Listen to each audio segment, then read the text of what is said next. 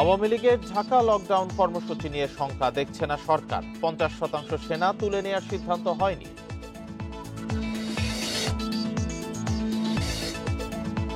ট্রাইব্যুনালে শেখ হাসিনার রায়ের তারিখ ঘোষণা হবে 13ই নভেম্বর। উদ্বেগ নেই জানালো প্রসিকিউশন।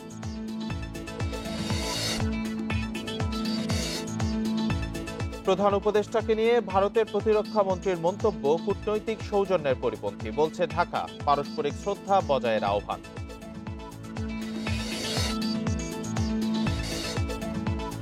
ডেঙ্গুতে প্রতি 6 জনে এক শিশুর মৃত্যু। আক্রান্ত 13,000-এর বেশি। জ্বর বা ডায়রিয়া হলেই রক্ত পরীক্ষার পরামর্শ।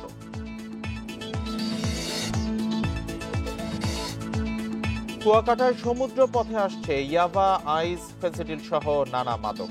ধরাছোঁয়ার বাইরে মূল অপরাধীরা। পদত্যাগ করলেন বিবিসির মহাপরিচালক ও প্রধান নির্বাহী। ট্রাম্পের বক্তব্য কাটছাঁট ও পক্ষপাতের অভিযোগ।